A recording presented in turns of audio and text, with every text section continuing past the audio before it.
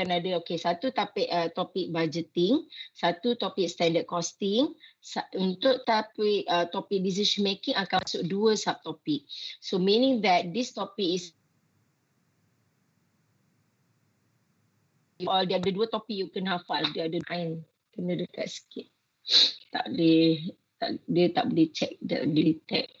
Alright, so bila dia dah ada 2 subtopik, so it's quite heavy juga untuk topik ni. And decision making ni bagi saya dalam banyak-banyak topik, decision making tu is quite dia boleh twist. Soalan dia twisted sikit. Alright, so hari ni insyaAllah kita cuba cover dulu. Dia ada 4 subtopik inside decision making. So insyaAllah kita nak cover 1 dulu, which is make or buy. Alright, semua ada modul dengan you all tak? Hello. Ada. Okay. Jom. Okay, kita masuk kejap. Kenapa tak keluar? Okay, you all dapat tak notes decision making tu? Modul? Okay. Dekat saya. So if you look to kita punya modul, so we have 3, nampak macam senang je, 3 learning objective. Okay, so you have decision making, types of decision making, and then you have to know what does it mean by the terms. So kita ada few terms dekat sini baru, terms yang baru. Cuma mungkin you dah biasa dengar, tapi untuk management accounting dia tak sama sikit. Bukan dia tak sama, dia punya calculation would be different from you belajar ekonomi sebelum ni lah. Okay, so the terms that we will learn today is relevant cost, opportunity cost, sunk cost, avoidable cost, incremental or differential cost. So dalam notes kita tu tak semua ada. Okay, tak semua nama-nama terms tu ada. So you all kena cari extra works lah on that.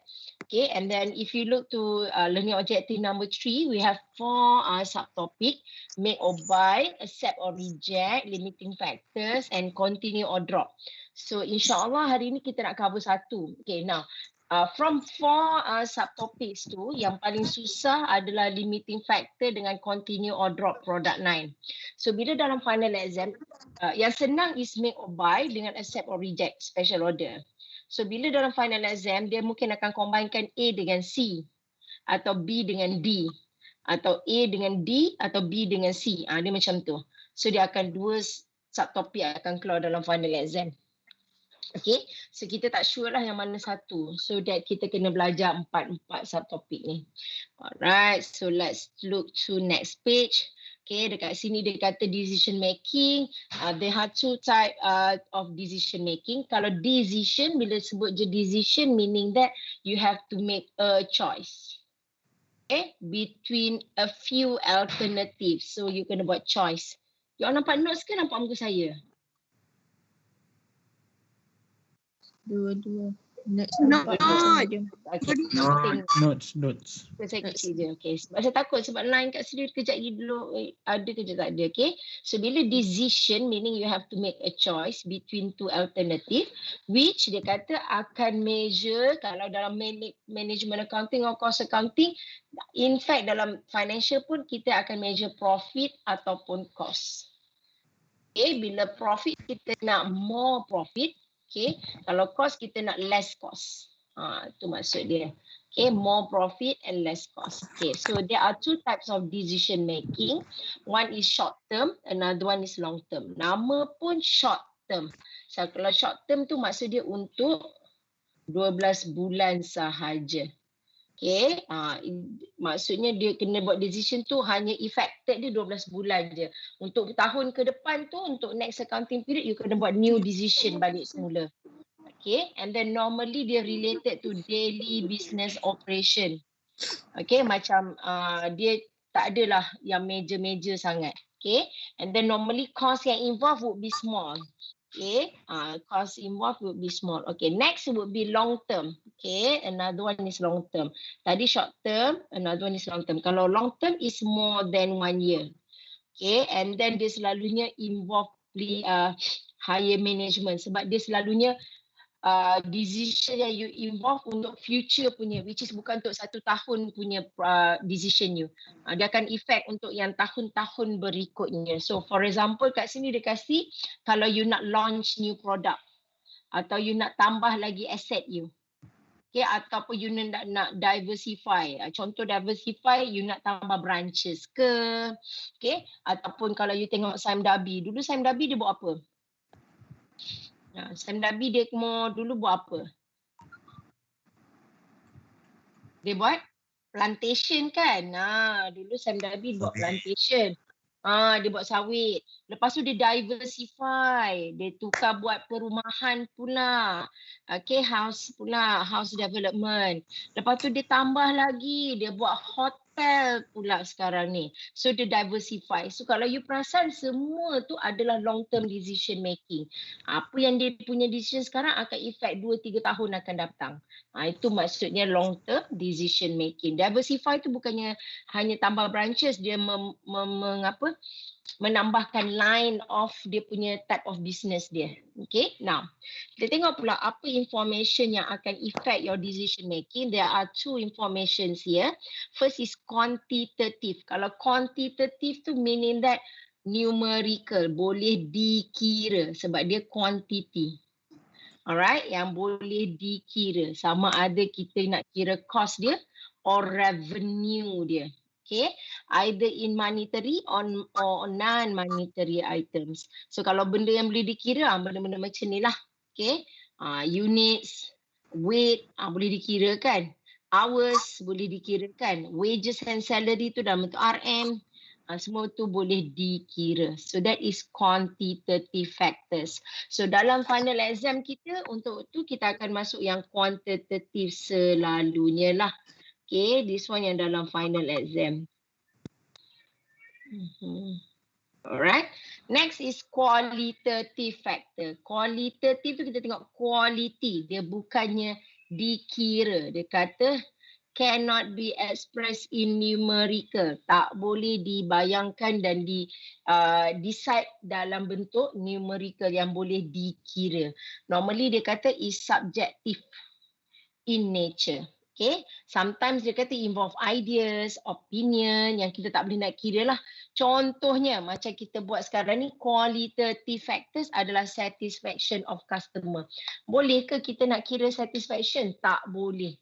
Okay, kita tengok respon customer tu saja. Alright, so that is qualitative factors. Strength of competitors pun kita tak boleh nak measure strength dia tu macam mana. Kita cuma tengok ramai tak orang pergi beli dengan competitors kita tu. Price dia bersesuaian tak? Macam tu. Okay. Next is effect of inflation or pollution. Pun kita tak boleh nak kira juga. Another one is legal and political implication. So maksudnya bila you nak buat decision making, okay, other than quantitative, selain awak kira cost dengan profit, another factor awak kena kira adalah kualitatif dia. Sesuai tak saya nak produce? Boleh tak? Boleh lawan tak dengan competitors nanti? Ramai tak customer yang akan beli produk saya nanti? Tu maksud dia qualitative factor. Contohlah, macam kita sekarang ni, let's say saya buka kedai bakery. So saya ada keluarkan perasa-perasa makanan. Okay, perasa makanan. So perasa makanan juga digunakan, saya nak diversify bisnes saya. Instead of saya buka bakery, saya nak buka kilang vape. Sebab kan kita punya, siapa hisap vape kat sini? Tapi semua tak ngaku. Tak hisap vape, tapi hisap yang apa tu? Kan, girls ada yang hisap? Tak, Alhamdulillah. Tak ada Alhamdulillah. Ada tak girls yang hisap vape? Astaghfirullahaladzim. Jangan. Sekarang ni kan dah kira trending kan. Ada juga yang perempuan hisap vape. Sebab bagi diorang tu bukan rokok. Sebab dia ada flavor. Kan? Sama macam orang hisap shisha dulu. Orang kata shisha tu bukan rokok. Dia cuma flavor buah-buah je. So sebenarnya ingredients vape tu adalah datang daripada flavor makanan. Kalau you nak tahulah, sebab saya pun ada orang yang menjual vape tu, saya tengoklah macam mana kilang dia. So dia guna perisa makanan. So sebenarnya dia adalah producer kedai kek. Tapi dia kata since dia dah ada bahan-bahan tu, apa salahnya dia diversify business dia, dia buka kilang vape pula. So sebenarnya dia diversify. Tapi dia kata sebelum dia nak start buka kilang vape tu, dia tengok dulu apa kriteria yang boleh. So first kali dia tengok sekarang ni customer suka flavor apa. Benda macam tu. Itu kualitatif lah. Lepas tu dia tengok pula, oh kalau aku jual dekat sini, kalau saya buat dekat sini, ramai tak competitors yang terlibat ataupun saya akan jadi major supplier. Dia cakap macam tu. Lepas tu dia tengok juga, sekarang ni government kasih ke tak? Legal kan? Legal. Government kasih tak jualan vape ni? So dia tengok dua sebenda tu. Tapi dia tengok tu bukan untuk current year, dia tengok untuk following years. So sekarang ni dia punya supply dah sampai Indonesia. Daripada kedai kilang kek, dia pergi buat vape dah sampai Indonesia. Tapi masa dia kata dia nak buat decision making, masa dia nak hantar Indonesia tu, dia tengok dulu dekat Indonesia ni dia punya competitors macam mana. Sebab dia kata sebenarnya dekat Indonesia dia lawan bukan dengan orang Indo, dia lawan dengan orang Jepun dan Korea. Sebab dia orang pun dah start buat bisnes kat situ. Okay. Second yang dia tengok adalah legal. Boleh ke tak dia nak penetrate dalam dekat Indonesia punya market tu? Government dekat Indonesia benarkan ke tidak? Masa dia penetrate 2 tahun yang lepas, dia adalah major supplier dekat Indonesia. So dia dah kaya gila lah. Sebab dia jual lagi murah daripada Jepun dengan Korea. Kenapa murah? Sebab Jepun dengan Korea dia pakai mesin yang canggih. So dia nak cover cost tu dia terpaksa jual mahal sikit. Yang Malaysian punya produk, first is dekat. Kan Malaysia ke Indonesia dekat. So cost dia dah kurang. Satu. Nombor dua, dia tak pakai mesin. Sebab dia kata senang je. Pakai ukur-ukur je. Dan rasa lagi sedap Malaysia punya. Lagi satu, taste orang Malaysia dengan taste orang Indonesia lebih kurang sama. So tak ada masalah pun dia nak ambil satisfaction customer tu. Tapi sejak setahun kebelakangan tu, dia kata tiba-tiba government Indonesia tak kasih dah penetration from other countries, dia suruh orang dalam Indonesia tu juga yang keluarkan. So dia kata sekarang ni bisnes dia dekat Indonesia tu merundum lah. So itu yang legal. Kita punya itu long term decision making. Alright, long term. Alamak, tiba-tiba legal requirement dah berubah. Sebabnya kenapa? Sebab bahagian saya rasa Menteri Perdagangan dia berubah kot macam tu. So dia letaklah rules yang baru. So banyaklah political implication. Tu maksud saya qualitative factors. You nak buat decision making, kena tengok long term and short term juga. Okay, alright. And then kena tengok juga, kita tak semestinya tengok cost and revenue. Mungkin kita kena tengok other things. Okay, so selalunya qualitative factors ni akan masuk bahagian teori dalam you punya final exam. Okay, quantitative memang kiraan. Alright, qualitative dia suruh komen. Patut ke tak patut dia pilih yang ini. Macam itulah. Sebab kalau decision making kan ada two alternative. So you kena pilih. Saya patut accept ke, saya patut reject. Saya patut make ke, saya patut buy. Macam tu. Alright, okay, next. Kita tengok another. Okay, so these are the terms yang you kena tahu. Maksudnya, bila you nak buat decision, you kena tengok dulu. Cost yang kita ada ni relevant atau irrelevant cost. Okay, ada tak kalau kita pilih antara dua alternatif yang ada ni, ada tak opportunity cost yang terlepas? Okay, that will be left. Ataupun kalau saya pilih ni atau saya pilih lagi satu ni, ada dua alternatif. So, kalau saya pilih alternatif A atau alternatif B, effect tak cost saya? Oh, dia tak effect. So dia ada ke tak ada, cost tu akan incur juga. So that will be your sunk cost. Okay, so saya tunjuk criteria of cost yang you kena pilih bila you buat decision. Okay, alright, kejap ya. Panasnya kat hotel ni. Okay, so cost, Allah. Alright, cost yang you kena take into consideration, there are two types. Okay, bila you nak buat decision making. One is relevant cost. Adakah cost ni relevant bila kita buat decision making? Another one is irrelevant cost. Okay, one is relevant cost, another one is irrelevant cost. Okay, first, kita nak tengok kriteria cost tu relevant atau tak relevant bila kita buat decision making. There are a few criteria yang you boleh nampak. First is actually differential cost. Okay, first is differential cost. Maksudnya, untuk you ada dua alternatif. Okay, let's say you ada alternatif A dengan alternatif B. You tengok, kos untuk alternatif A RM5 contohnya. Kos untuk alternatif B RM4.50. Dia different. Kalau different, yes, that would be considered as relevant cost. Tapi kalau dua-dua tu harga dia RM5, dia tak different. So dia bukan considered as relevant cost. Awak pilih alternatif A ke, alternatif B ke, tak ada masalah. Sebab cost dia sama. Okay, so kalau dalam ciri relevant cost is the differential cost.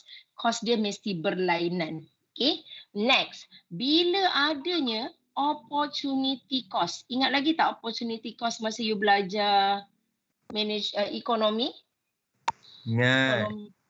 So cost melepaskan, benefit yang you terlepas kalau you pilih cost lagi satu. Okay, so opportunity cost pun consider as your relevant cost.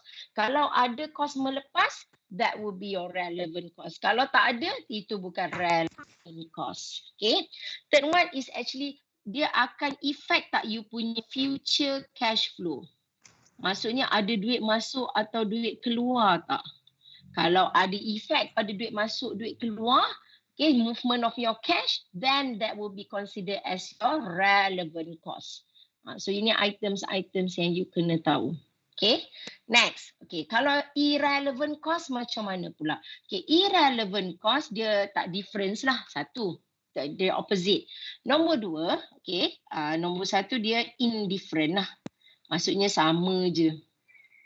Okay, the indifferential cost. Another one, characteristic is it is a sunk cost. Okay, contohlah. Okay, sunk cost. Contohnya awak dah sewa kilang awak sebesar 5,000 square feet. Oh, besar tu. Okay, awak terima ke tak terima decision tu, awak nak buat decision tu, sewa sebulan masih lagi RM5,000 contoh. Contohnya lah kan. Ataupun awak buat insurans kebakaran kilang. Awak terima ke tak terima ke order tu, awak buat ke tak decision tu, you pilih sama alternatif A atau alternatif B, harga insurans tu masih kena bayar. Dia tak affect you punya decision making you. So that will be considered as irrelevant cost, sunk cost. Kalau kat sini dia sebut dah, okay, these costs are irrelevant. Okay, and unavoidable. Tak boleh dielakkan dah. Okay, contohnya buat insurans kebakaran tu, you buat ke tak buat ke, you still benda tu tak kacau pun decision making you, dan you tak boleh nak avoid dia pun. Okay, tak boleh nak avoid sebab memang wajib dah. Setiap company kena ada insurans kebakaran. Contoh. So tak boleh nak avoid dah sebab itu imposed by the government. Wajib ada insurans kebakaran. Contoh. Alright, itu adalah sunk cost, so consider as irrelevant cost. So bila dalam final exam, you dapat senarai banyak sangat cost, you decide dulu mana satu relevant, mana satu irrelevant. Yang irrelevant tak perlu masukkan dalam calculation kita. Relevant saja yang perlu masukkan calculation kita. Okay, next, another one is actually, okay, another criteria of irrelevant cost is, kalau kat sini kita panggil unavoidable cost or uncontrollable cost. Controllable cost. Contoh, okay, awak manager dekat production A. Okay, production department A. So you yang menentukan bayaran gaji pekerja awak sebab awak tengok berapa jam dia bekerja, darabkan dengan rate per hour dia. So awak yang tentukan, awak yang sediakan jadual pekerjaan tu. That is relevant cost. Irrelevant cost dia pula, awak punya gaji, awak tak boleh tentukan sebab yang tentukan gaji sebagai manager tu adalah bahagian sumber manusia. So that is uncontrollable. Maksudnya you terima ke tak terima ke, you buat ke tak buat decision tu, gaji you tetap jalan macam tu. So that is uncontrollable cost. Bukan di bawah control you. Atau dia unavoidable cost. So benda yang sama. So that will be considered as irrelevant cost. So far faham? Ada soalan? Faham, madam. Faham ya? Okey, saya kasih contoh. Let's say lah kita nak beli nasi ayam. Nanti dah nak masuk kan? Nak masuk college. Okey, purchase of nasi ayam. Saya kasih contoh. Okey, selalunya kita ada dua option. Kita sama ada beli dekat kafe yang dah nak runtuhkan insya-Allah tahun depan. Okey, ataupun kita akan beli di Peladang. Pernah pergi Peladang tak? Tak. Tak, ya Allah, you all dah nak habis belajar dah. Kena try pergi Peladang. Kau tak Peladang dekat mana? Dekat mana? Ya Allah, kesiannya. Aduh, nasib baik belajar dengan saya kan. Okey, kau tak rasa nikmat pergi duduk kat Beranang tu. Okey, Peladang tu is actually kedai makan. Dia tengah hari lah nasi campur. You tahu kan klinik kesihatan kan? Tahu? Sebelum klinik kesihatan tu. Ada satu kedai yang you nampak kereta banyak parking. Yang dekat kilang, banyak kilang. Belah kanan kilang, belah kiri. Kedai dia belah kiri. Kalau daripada kolej kita, dia belah kiri. Dia selepas ada taman baru buka tu. Taman apa, tak adalah baru buka sangat. Saya rasa ada ramai student kita sewa kat situ pun. Dia menghala ke arah Pekan Beranang. So kena pergi, you kena pergi Peladang. You tak tahu nak pilih lauk apa. Semua murah-murah gila dan sedap-sedap. Kalau you minat lauk nasi Negeri Sembilan lah, sedap-sedap sangat. Kita itulah korang, sayangnya. Okay, macam mana saya cakap? You tahu klinik kesihatan kan? Sebab dia punya kedai makan tu sebelum klinik kesihatan. Dia banyaklah gerai-gerai. Dia bukan gerai, dia bukan lot. Lot tu sebenarnya Peladang punya tanah. So Peladang Malaysia, so Peladang ni dia buka lah banyak lot kedai kat situ. So orang suka pergi yang lot nombor 1. Lot nombor 1 tu murah dan sedap gila. You all kena try. Nanti balik, you all balik kan hari apa? Sabtu, hari Ahad. Tu naik minta sewa kereta siapa-siapa, try pergi. You jangan pergi selepas pukul 1. 1:30. Jangan pergi lepas 1:30. Lauk banyak habis. You better pergi dalam pukul 11:30 tu. Kan? Sayangnya dah sempor dah tu. Alah. You kena pergi Peladang. Betul nanti you cakap. Betul lah Puan Mimi cakap. Patutlah Puan Mimi gemuk. Punya sedap-sedap makan kat sini macam tu. Nanti try pergi. Nasi campur dia sedap gila. Dan murah gila. In fact, klinik kesihatan tu kan bersebelahan dengan HUKM punya bahagian doktor-doktor kan. So doktor HUKM tu selalu makan kat situ juga. Satu bas dia datang. Macam mana orang HUKM duk ceras lagi tahu pada kita yang duduk kat Beranang ni. Kan? Nanti kena cuba pergi. Okay. Now, patah balik pada kita belajar. So, bila kita purchase nasi ayam, let's say lah, cost of nasi ayam, okay, harga selling price dia lah. Cost of nasi ayam kat kafe harga dia RM5. Okay. Dekat Peladang pun RM5 juga. Okay, next. Let's say lah you ada motor. Kalau pergi kafe, bergerak tak petrol awak? Ada tak charge? Okay, let's say lah tak ada. Biarkan je. So, kosong lah. Kosong petrol. Tapi nak pergi Peladang, let's say lah pergi Peladang you charge dalam minyak kita pakai dalam let's say lah RM1. Sebab dia tak jauh pun, dekat sangat. Okay, tak sempat nak tukar gear pun. Okay, so dah dekat Peladang dalam RM1 petrol. Okay, next. Kita ada motor. Bila kita ada motor, kita ada insurans. Betul tak?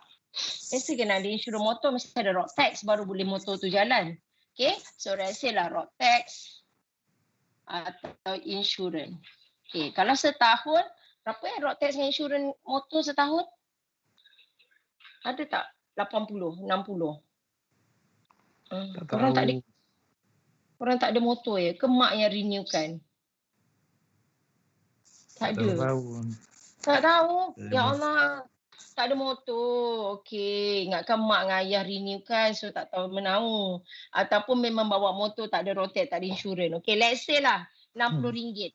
So untuk satu hari kita let's say lah satu road tax atau insurans RM3. Awak pergi kafe ke? Awak pergi Peladang ke? Insurans dengan road tax tu masih ada. Okey. Masih ada. Tak kisah sebab memang wajib beli motor. Mesti ada road tax dengan insurans. Tak ada road tax insurans, motor tak boleh keluar. Kan?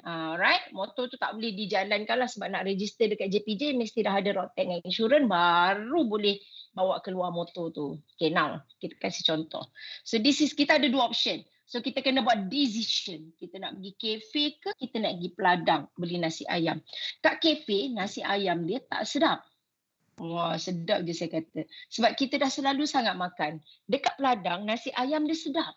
So kita punya option kita, okay, that is qualitative factor.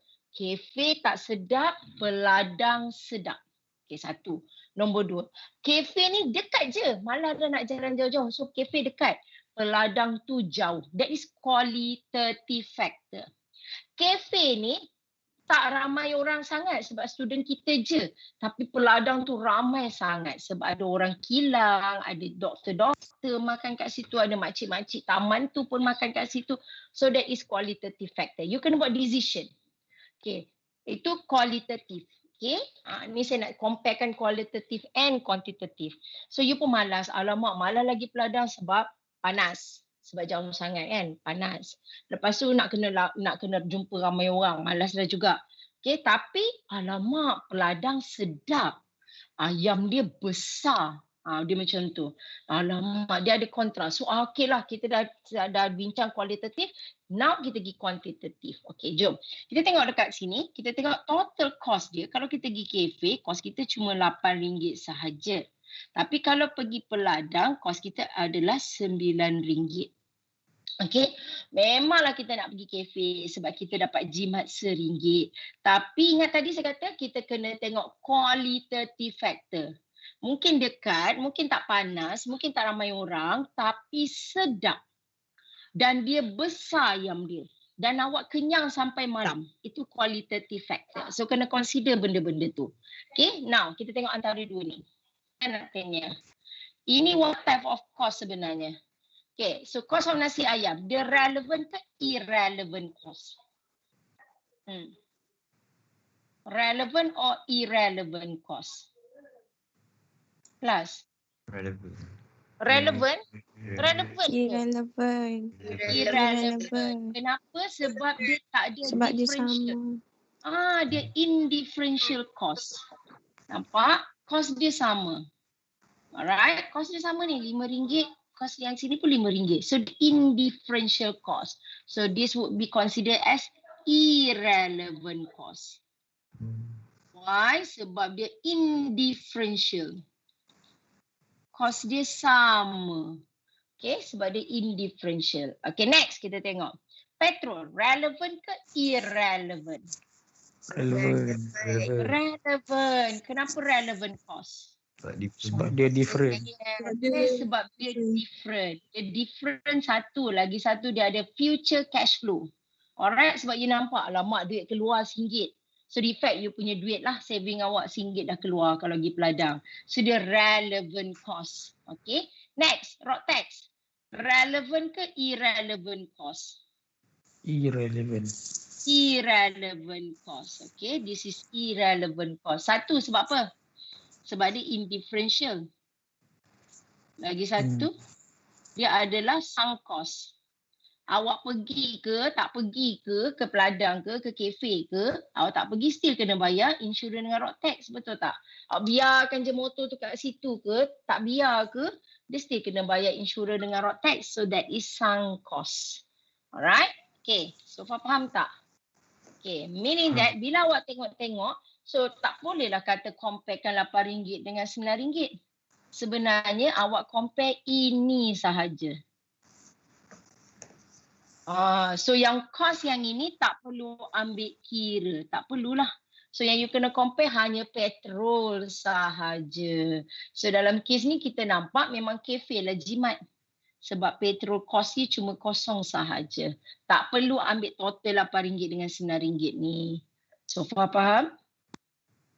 Boleh?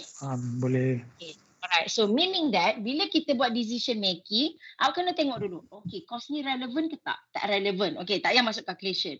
Yang cost ni relevant tak? Relevant. So masukkan dalam calculation. Okay, so normally relevant cost ni adalah selalunya dalam soalan kita.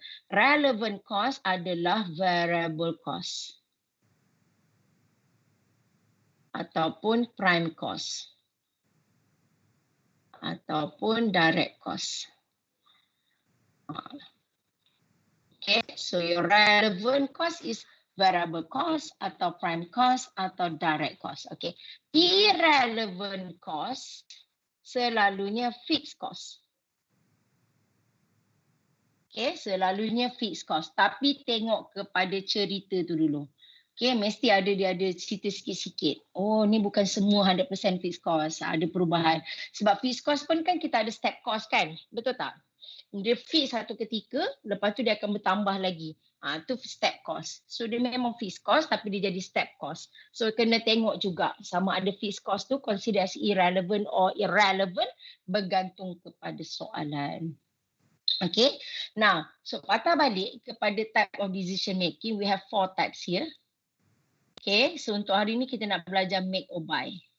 Sama ada kita nak buat sendiri atau kita nak beli je components tu. Contoh, awak buat basikal. Okay, awak buat basikal. Lepas tu saya buat, kita punya kilang ni buat basikal. Patut saya beli ke tayar tu atau saya buat sendiri tayar tu? Tu maksud dia. Sebab output saya adalah basikal, tapi nak basikal tu kena ada tayar. So patut saya buat tayar tu atau saya beli tayar tu dari luar so that saya boleh siapkan basikal saya cepat. Itu decision making yang you kena buat. So this make or buy component is considered as short term decision making. Okay, short term decision making. Follow saya tak? Boleh? Boleh. Okay, alright. So kita masuk sekarang ni untuk make or buy components. Component tahu bukannya one whole unit, bukan one finished goods tu. Tak, component dia. Work in progress dia tu. Okay, now dia kata organization may often have opportunities to acquire externally services or component or product they manufacture rather than providing the service internally. So dia kata kadang-kadang kita ada opportunities untuk manufacture ataupun dia kata acquire externally. Boleh kita ambil dua-dua. So that one kita panggil dia sebagai outsourcing ataupun kalau you dah biasa orang Melayu dia panggil subcon. Alright, external acquisition is what we call as outsourcing. Nak dapatkan dari daripada luar kita panggil outsourcing. So dia kata there are 3 reasons major for outsourcing. First is nak focus the key aspect of the business by outsourcing non-core activities. So maksudnya macam kita punya aim kita nak keluarkan basikal. Bukannya aim kita nak keluarkan tayar basikal. So kita pun cakap alah daripada kita buat sendiri baik kita beli je tayar tu. Macam tu. Okay. Next is to improve quality of support activities. So kita nak tolonglah sebab let's say lah kita punya kilang, finish kilang kita sediakan basikal tapi ada juga anak-anak kilang yang lain dia sediakan handle, sediakan tayar, sediakan dia punya seat dia, right, sediakan gear dia. So kita nak tolong juga support activities untuk anak-anak kilang yang lain. Okay, and then to have better control cost. So kita boleh buat decision sama ada kita nak outsource ke tak, kita boleh control cost dia tu. Okay, now dia kata even if outsourcing is finally advantageous in the short run, dia kata sesuai. Okay, outsourcing ni memang mungkin advantageous in the short run. Tapi dia kata management should decide. Kita kena consider juga ada qualitative factors yang bukan dikira. Qualitative tu yang tidak boleh dikira. Contoh, continuous supply. Let's say lah kita terima dengan offer orang tu kata, okay kita belilah dia punya tayar. Okay. Tapi sampai bila kita boleh fulfill, supplier tu boleh fulfill requirement kita. Okay, contohnya tiba-tiba kita dapat order, kita kena produce basikal 10,000 unit. Tapi kilang yang producekan tayar tu kata, alamak, sebab bila 10,000 unit basikal, dia kena consider keluarkan tayar 20,000 depan belakang kan. So 20,000 tayar. Dia punya kilang tak muat nak buatkan banyak tu. Tak cukup mesin dia. So boleh tak kita dapat continuous supply daripada supplier tu? Bila dah tak dapat, kita kena cari cara lain lah. Kita kena buat sendiri ke? Sebab tu dia kata tak semestinya guna quantitative. Okay, next. Other usage of resources. Kalau kita beli dekat luar, nanti kita punya pekerja ni ada kerja tak? Asyik nak mengharap kat luar, nanti dia tak ada kerja pula. Okay? So bila kita labor kita ni tak ada kerja, kita mesti bayar gaji juga. So sama ada kos kita bertambah ke berkurang. Since kita dah ada usage of resources, kita tak boleh pakai. Okay, and then kita kena tengok social and legal impact. Ada tak kesan dia? Kalau kita beli dari luar, ada tak kesan dia kepada employees kita? Employee kita kata, lah, company kita kan boleh buat sendiri, buat apa kat luar? Buat apa nak beli kat luar? Dia cakap, tayar tu senang je nak buat. So nanti mungkin employee kata, sebab beli kat luar lah kita punya bonus kena potong. Contoh. Okay? Ataupun dia kata legal. Kita beli tayar ni daripada company tu sebenarnya dah file for bankruptcy lah. Pun ada legal decision. Okay? Bila kita buat ada 2 option yang kita terlibat, mesti akan ada opportunity cost happens. Okay, mesti ada opportunity cost. So how to calculate opportunity cost? Ini formula dia. Okay, nak calculate opportunity cost. Contribution margin per unit of a product times with the unit replaced. Ni produk tau, bukan komponen. Maksudnya berapa unit produk yang dah siap tu darabkan dengan unit yang kita lost tu. Okay, ingat lagi tak masa belajar CVP? Macam mana nak cari contribution margin? Masa kita belajar CVP dulu. Tak?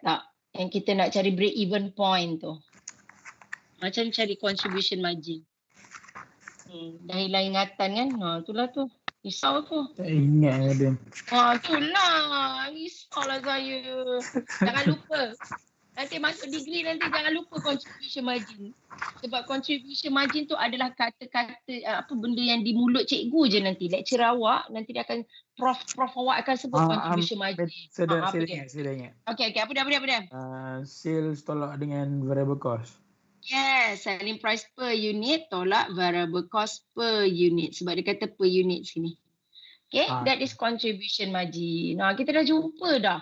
Antara awak ingat dan tidak sahaja. Alright, so bila dia sebut contribution margin per unit, tengok dulu. Selling price per unit minus variable cost per unit. Okay, of a product darab dengan unit tu. Okay, now boleh kita pergi tengok kat macam mana calculation untuk make or buy. Ya, bila saya sebut make or buy, maksudnya sama ada company tu nak buat sendiri tayar tu, kita cerita pasal basikal. Ataupun dia nak beli tayar tu dari luar ni, buat sendiri, buat tayar. Ini kita beli tayar. Sebab kita punya production kita adalah basikal. Dah cakap BM dah saya. Okay, alright. Make kita buat atau kita beli tayar. Okay, sebab kita punya output kita adalah basikal. Okay, now next. So kalau dalam kita punya modul, dia ada kasih macam ni. Format untuk buat. Okay, saya tak nak pakai format ni. Sebab nanti you hafal. Format you jadi pening. Alright, saya tak nak pakai format ni. Dan dalam final exam, kita terima another format. Okay, so contoh dalam kes ni. Okay, saya tak nak pakai format. Dalam ni dia kasih format, saya tunjuk contoh. Okay, from the list here. Okay, kita tengok example. Relax Berhad has prepared the following cost estimate for the manufacture. Okay, ini bila dia manufacture. Okay, nampak ya komponen. Dia bukan manufacture finished good, dia manufacture component. Based on annual production of 8,000 unit. 8,000 units ni, okay? 8,000 units. Ini yang selalu dia buat lah. Okay, you have cost of direct material, direct labor, variable overhead, fixed overhead, okay, blah, blah, blah, blah. And outside supplier, okay, ada supplier luar, dia nak offer jual komponen kita tu, komponen dia, harga dia adalah RM16 per unit. Okay, 2/3 of factory overhead which represent, blah, blah, blah, rent, blah, blah, blah. Okay, now, so dia kata, so 2/3. 2/3 represent depreciation. Lagi 1/3 tu adalah direct labor cost. Sebab dia kata kat sini, 150% of direct labor cost. Okay. Now, bila you dapat soalan macam ni, identify dulu. Sama ada benda cost tu adalah relevant or irrelevant. Okay, Aida. Direct material, relevant ke irrelevant cost?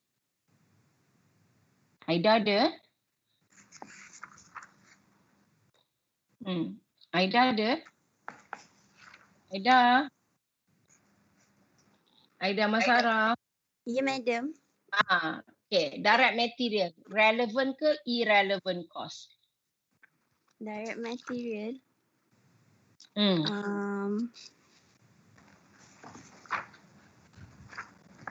Relevant.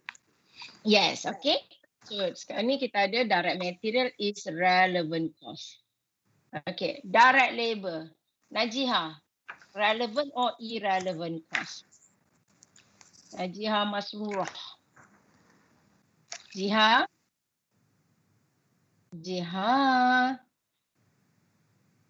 Masrurah, relevant or irrelevant cost? Jiha. Okay lah, Hairul, relevant ke irrelevant cost? Hairul? Relevant. Relevant, okay. So this is relevant cost. Okay, variable overhead. Okay, variable overhead. Jiha. Jiha saja tak nyawa terasa saya. Jiha. Okay lah, tak ada juga nyawa. Damia, relevant ke irrelevant cost? Damia pun tak nak nyawa juga. Damia. Janganlah macam ni. Okay. Variable overhead. Relevant ke irrelevant cost?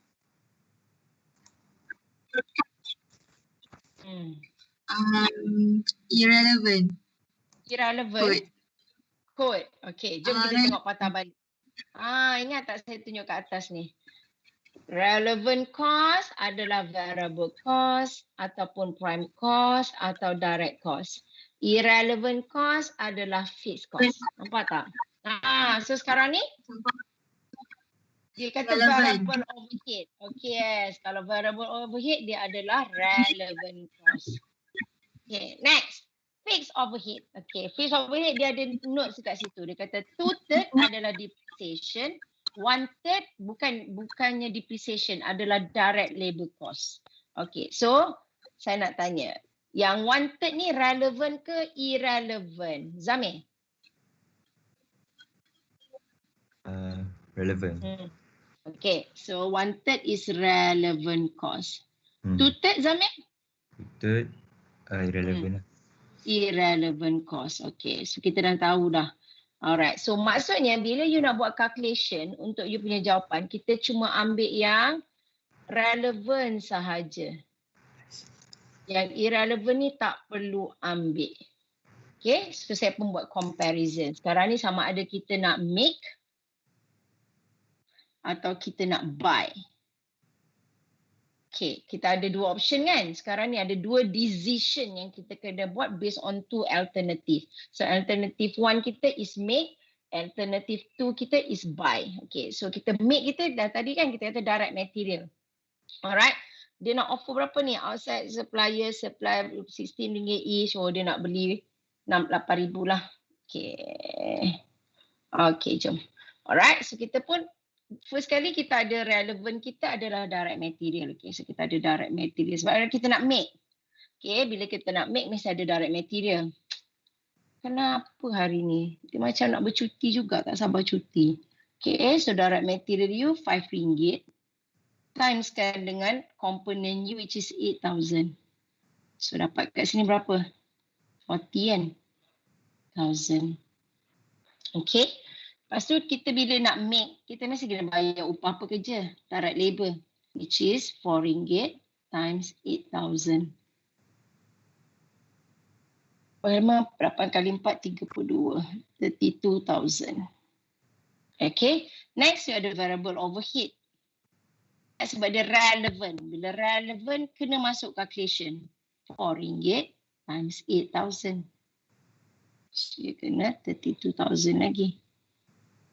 Okay, next, fixed overhead. Okay, selalunya fixed cost, saya dah kata dia irrelevant. Kecuali dia kasih ada cerita lain. So dalam kes ni dia dah sebut dah.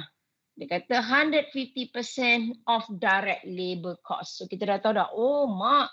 So dia direct labor. So bila direct labor dia jadi variable cost. Okay, bila direct labor dia adalah variable cost. Bila dia variable cost dia adalah relevant cost. Okay, so kita kena masuklah fixed overhead tapi itu dia salah. Okay, direct labor. Alright, sebab dia kata 150%. So 150% times with, sekejap ya, 1/3 lah. Alah, silap lah. 1/3. Padam jap. Okay. So 1/3 times 6. Times with 8,000. So dapat berapa ya? 1/3 dari 6. Dapat berapa tu? Boleh kirakan tak? Saya tak buat kalkulator lah. Ya Allah, cikgu. Boleh tolong tengok tak? Dapat berapa? 16K. 16. 16,000. 1/3 dari 6 dapat berapa? Dapat 2. 2 Okay, 2 darab 8, 16. Okay, 16,000. Okay, yang depreciation tak perlu kira sebab dia irrelevant. So, jangan masukkan 2/3 tu. Ini kalau kita make. Okay, kalau kita buy, berapa cost kalau kita buy? Berapa ringgit? Supplier tu nak offer kat kita. Mana ringgit? Yang ini. 16. 16. Yes, so 16 ringgit. Okay, berapa unit dia nak supply kat kita? 8,000 units. So dapat berapa? 16 darab 8. 128. Okay. 428,000. Okay, bila kita beli kat luar, perlu tak kita bayar direct material? Perlu tak kita bayar direct material? Kita beli, tak payah. Direct labor perlu tak kita bayar upah pekerja kita bila kita beli kat luar? Tak payah. Tak payah. So semua tu tak ada. Yes, semua tak ada. So total cost dia is 128,000. Okay, kalau kita beli kat luar. Kalau kita buat sendiri, berapa total cost kita? 120. Okay. 120,000 So, total cost. So, mana lagi jimat? Buat sendiri. Ya, kita buat sendiri. So, decision kita adalah make the component. Okay, should make the component. The component. Saya buat short form Because ayat kena penuh. It can save the cost by 8,000. Itu je lah. Okay, macam ni lagi senang faham daripada you buat yang format KPM tu. Okay, daripada format yang macam ni. Okay, ni susah sikit. Sebenarnya this is buying cost. This is making the cost. I'm not buying cost, this is making cost. Okay, so you dapat lah. So dia kata favor dia 8,000. Sama juga macam kita buat ni. 8,000 jimat dia. Okay, nampak tak? Ini apa dia maksud saya make or buy? Boleh faham? Faham. Okay, settle. Alright, so bila you dapat je soalan, tengok dia relevant ke irrelevant. Nak tahu dia relevant ke tak, tengok 3 ciri saya kasih. Adakah dia different? Adakah dia opportunity cost? Adakah dia ada effect pada future cash flow kita? Kalau you nak identify. Okay, kalau you rasa dia adalah sunk cost, automatic dia adalah irrelevant. Jangan masukkan dalam kiraan kita. Kalau you tengok harga cost dia sama, automatic jangan masukkan dalam kita punya kiraan sebab dia irrelevant. Okay, jom kita tengok exercise 1. Madam, ada soalan. Alright. Kan yang example tadi kan dia ada figure dia cakap 150% of direct labor cost tu. So dia punya figure tu 150% tu kenapa kita tak ambil kira? Sebab sekarang ni dia dah kasih sebenarnya RM6 ni dah termasuk dalam 150% tu. Ingat tak kita nak cari OHA? So nak cari OHA kan dia ada banyak cara. Satu cara OHA adalah production overhead bahagi dengan direct labor cost. So bila direct labor cost, this one is RM, this one is RM. So kena times 100. Masa belajar costing, so you bentuk you dalam bentuk percentage. So percentage yang ini adalah yang 150% ni. Tapi this 150% ni dah termasuk dalam OHA kita yang RM6 tu. So kalau you masukkan lagi sini 150%, you double counting lah. Sebab RM6 ni dah termasuk yang 150% tu. Kecuali lah dia tak kasih RM6. Kecuali dia tak kasih RM6. Baru ambil 150%, timeskan dengan 4, darabkan dengan 8,000. Faham?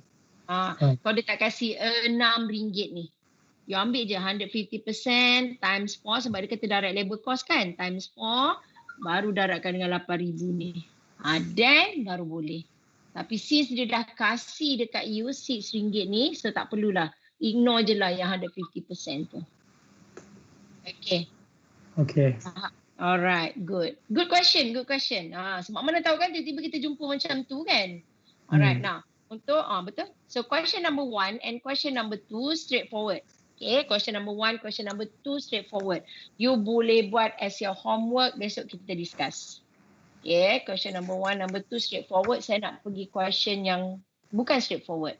Let's look to question number 3. Okay.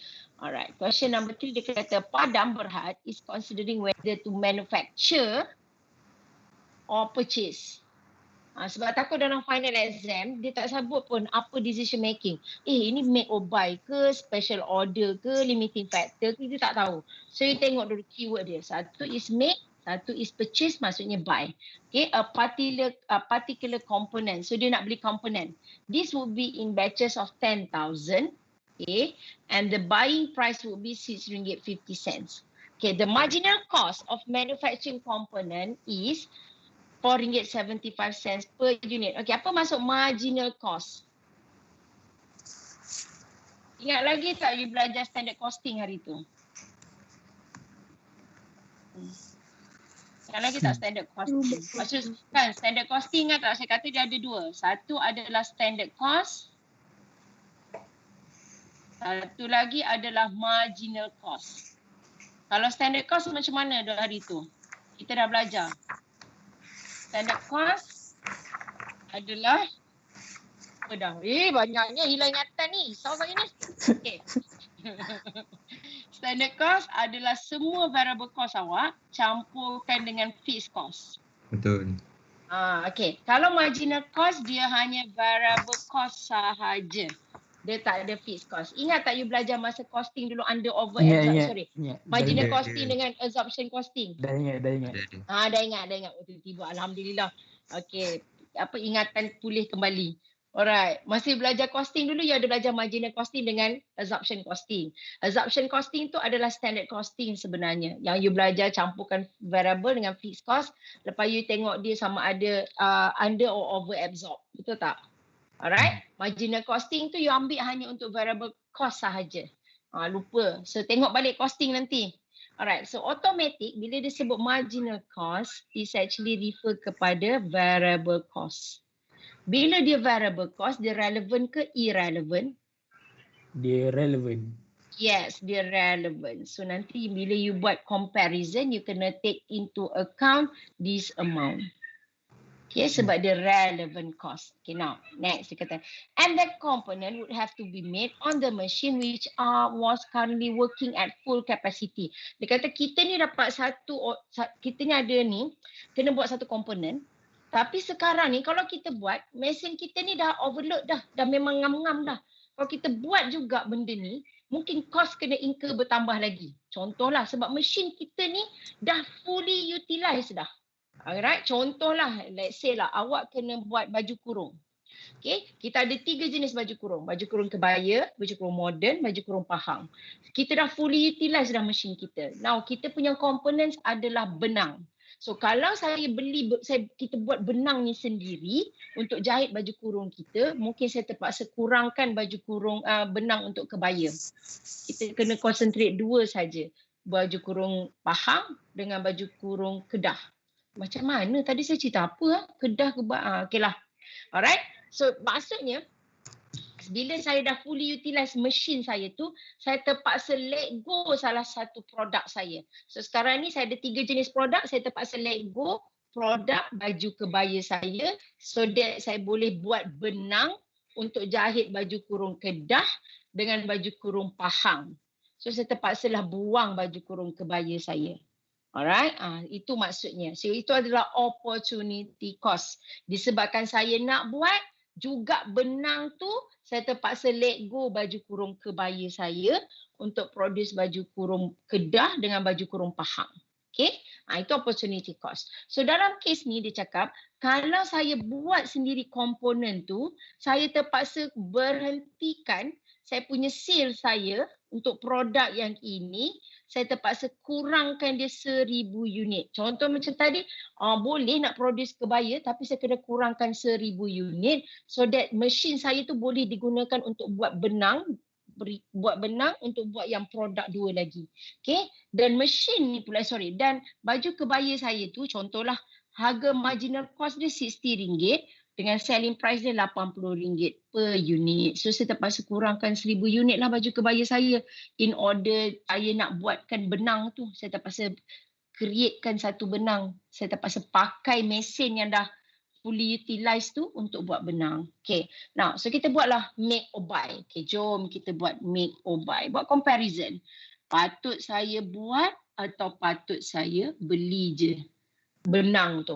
Okay, dalam kes ni kita benang. Okay, now, first kita buat. Okay, kalau kita buat, berapa harga cost dia? Berapa harga cost dia? Kita ambil je lah variable cost kita, which is marginal cost awak. Kan, sebab saya kata marginal cost you is variable cost. So kalau kita kalau kita buat benang tu RM4.75 sen, betul tak? Kita manufacturing, kita buat RM4.75 sen, darabkan kita nak beli berapa? 10,000 10K. Benang. So dapat jadi berapa kat sini? 47,500 ke? 500. Okay, so that is for 475,000 kalau saya buat. Next, kalau saya buat juga, apa lagi yang saya hilang? Saya ada opportunity cost. Okay, Ain. Opportunity cost formula dia macam mana tadi? Kat atas. Opportunity cost formula dia adalah contribution margin per unit darabkan dengan unit displaced. So, berapa contribution margin per unit dia? Contribution margin per unit, this one kan? Kita punya contribution margin adalah selling price minus variable cost. Betul tak? Betul. So, selling price dia berapa? Yang kita kena loss ni. Selling price kita adalah 80. 80 lah selling price. 80. RM6.5 ni kalau kita buy. Kita beli benang. Kalau kita beli benang, cost dia RM6.5. Okay. So sekarang kita tengok opportunity cost dia. So selling price dia 80. Okay. Minus variable cost. So ingat saya kata marginal cost is variable cost. Betul tak? Alright. So tolak kalau dengan 60. Lepas tu berapa unit baju kebaya yang kita lost?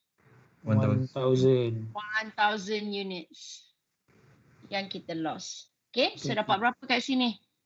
20 times 1, 20,000 Betul tak? Itu opportunity cost yang kita kena tanggung. Okay, now, ada lagi tak cost lain kita kena tanggung? Tak ada dah. Kalau kita buat this is bila kita make. Okay, bila kita buy daripada luar, berapa je harga kita kena buy? Buying cost kita. Our buying cost is RM6.50 kan? Yes. Okay, times with 10,000. So berapa buying cost kita? 55,000. 650,000 ke? 65K. 650,000. Betul ke? 65K. Saya tak buat kalkulator ni. 12. 65K. Alamak, terlebih pula. Okay, dah 65K. Siapa punya Shopee dah berbunyi tu? Okay. Zaman. Okay, kalau ni 65K ni 47,500 ke? Betul? Yang marginal cost yang dekat make tu. Memang betul 45,500 kan? Okay. Alright, so kita pun ada lagi tak cost kalau kita beli? Tak ada dah kan? Tiada. Okay, so berapakah total cost kita? Kalau kita beli. Dia jadi 87 Betul tak? 67. Allah Puan Mimi. Okay, dia jadi 67. 500. Bang, boleh je Mi buat background blur. So dapat 67,500. Yang ini dia dapat 65,000. Okay, now patut kita make ke patut kita buy? Buy. Patut kita buy. Okay? Buy. So, kita buy lah. Yes, should buy. Tiba-tiba je keluar suara kan. Mic dah mati. Okay, should buy the component. So ceritalah. Ya Allah, tak mau keluar. The component as the cost macam tu will be saved berapa? About 2,500. Dia dah tak mau dia dah rajuk dah pada saya. Be saved by 2,500 kan? Yuk. 2,500. Macam itulah dia. Okay. Ingat dia ada opportunity cost. Alright. Ada soalan? Senang tak? Faham. Faham. Ada soalan nak tanya? Dia tak adalah senang tapi macam ni orang kata senang careless lah. Ya, betul. Sebab komponen dengan unit lain kan? Komponen dia belum siap. Unit tu yang fully completed. Kejap. Kemas lah. Okay. Komponen tu yang belum siap, unit tu yang dah siap. Tu kena take note benda-benda macam tu. So kena aware lah. Lepas tu bila nak jawab soalan ni, make sure dia relevant ke irrelevant. Kalau relevant, masuk dalam calculation. Irrelevant, jangan masukkan dalam calculation. Itu sahaja. Okay. Ada soalan. Okay. Kita orang kena check out tu yang duk kalut-kalut ni. Alright. Tak ada soalan lagi. Biasa kita sambung, boleh? Boleh. Sangat. Sebab saya nak cancel kelas minggu depan pergi kursus. So tak sempat nak cover. So saya akan kursus Monday, Tuesday, Wednesday. So Khamis, Jumaat tu saya tengok. Sebab Khamis, Jumaat saya terpaksa cancel. Minggu depan. Besok. Okay. Gagapnya siapa tu? Okay lah. Okay, so kita jumpa besok pukul 8.30 boleh? Boleh, Minda. Boleh. So tengok balik apa yang kita belajar hari ni. Sempat salin tak? Sempat. Okay, so kalau tak sempat salin, saya tunjuk balik semula. Ambil gambar, pelapek. Macam tu. Okay, ambil gambar dulu, screenshot ke. Kejap. Okay. Okay, ambil gambar. Sebab saya takut, saya nak record tak dapat. Dekat sini dia tak kuat lah. Okay, settle. Dah, ambil gambar dah. Okay, next. Contoh yang kat atas tadi, ni kalau nak tengok dia punya karakteristik of relevant, irrelevant, ambil. Okay, ambil gambar, pelepek lagi sekali. Okay. Okay dah, alright. Okay. So homework you tadi, question number 1, question number 2, exercise 1 and 2 plus exercise 4. Okay, 1, 2 and 4. Can. Okay, can eh? Okay, can. So tomorrow we will meet again at 8:30 morning. Boleh? Sure. Alright. Okay. Kita jumpa besok. Okay. Alright, anak-anak sekalian. Okay, so kita jumpa besok. Alright.